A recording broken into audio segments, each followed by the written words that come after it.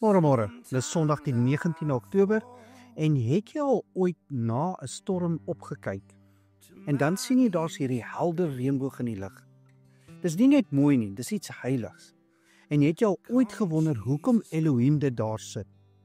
Nou in vers 13 van Genesis 6 sê Elohim self: "My boog gee ek in die wolke, en dit sal 'n teken wees van die verbond tussen my en die aarde." En dan nog 'n keer in vers 16: "En die boog sal in die wolke wees, en ek sal dit aansien, om te dink aan die ewige verbond tussen God en elke lewende siel van alle vlees wat op die aarde is." Nou in die oorspronklike Hebreëse teks word die naam vir God Elohim gebruik. Dis dieselfde naam as in Genesis 1 vers 1, toe die skepping begin het. Elohim beteken God as skepper en regerder van alles. Let op, dis Elohim wat praat. En Elohim sê, ek gee dit, ek kyk, ek onthou. Maar hoekom moet Elohim onthou? Hy vergeet mos niks nie, hy is alswetend. Die Hebreëse woord vir daai onthou wat gebruik was, is zakar. Dit beteken nie om iets in jou kop te hou nie. Dit beteken om iets te onthou en daarvolgens op te tree. Dis Elohim se manier om te sê, ek is getrou aan my belofte. En die woord vir boog is keshet. Dis dieselfde woord wat gebruik was vir 'n oorlogsboog. Dis kragtig, want dis asof Elohim na die vloed sê, ek lê my wapen neer. Ek rig dit nie teen die aarde nie, ek kies genade. En wat doen Elohim met daardie boog? Elohim hang dit nie horisontaal soos 'n aanval nie, maar opwaarts, hemel toe. Elohim wys, ek is nie klaar met julle nie, ek gee vrede. En dan sê Elohim iets wat jou gaan stil maak. Ek sal dit aansien. Dis nie jy wat moet opkyk nie, dis Elohim wat kyk. Dan later in Openbaring 4 vers 3 sien Johannes die troon van God en daar staan geskrywe, en hy wat daarop sit, was in sy voorkoms soos die steen jaspis en sardius, en 'n reënboog was rondom die troon met 'n voorkoms soos 'n smaragd.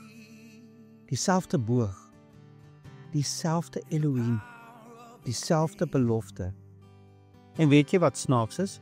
Wetenskap kan verduidelik hoe 'n reënboog vorm, sonlig, waterdruppels, weerkaatsing. Maar met al ons kennis kan ons nog steeds nie voorspel wanneer of waar een gaan verskyn nie. Dis omdat dit nie ons sin is nie, dis Elohim sin. Elohim sê, my boog gee ek in die wolke. En Elohim kyk, en Elohim onthou, en Elohim is getrou. So volgende keer as jy 'n reënboog sien, kyk op en weet, dit is Elohim se verbond met ons. Kom ons bid saam. Elohim, skepper van hemel en aarde, U is heilig en U naam is verhewe bo alles. Dankie dat U na die storm 'n teken gegee het, 'n verbond van vrede wat U self onderhou. Laat U wil geskied in ons lewe, soos U dit in die hemel vasgelê het. Bring ons harte onder U heerskappy, sodat U koninkryk in ons sigbaar word. Geef ons vandag die brood van herinnering, dat U altyd doen wat U beloof, selfs wanneer ons vergeet.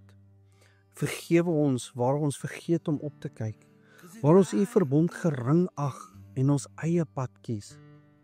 Help ons om ander te vergewe soos U ons in Christus vergewe het.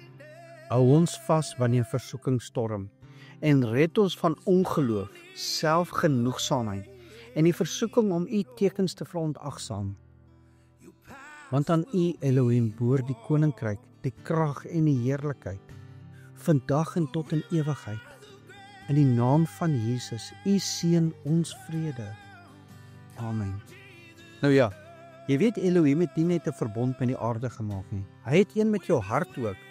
Elke keer as jy daardie reënboog sien, wil hy hê jy moet onthou, sy genade is genoeg vir jou.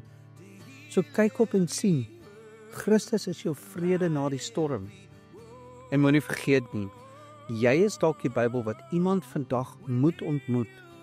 En jou lewe moet hulle nie net wys na die reënboog nie, maar na die kruis op Golgotha, waar die verbond vir altyd verseël is in die bloed en genade van Jesus Christus.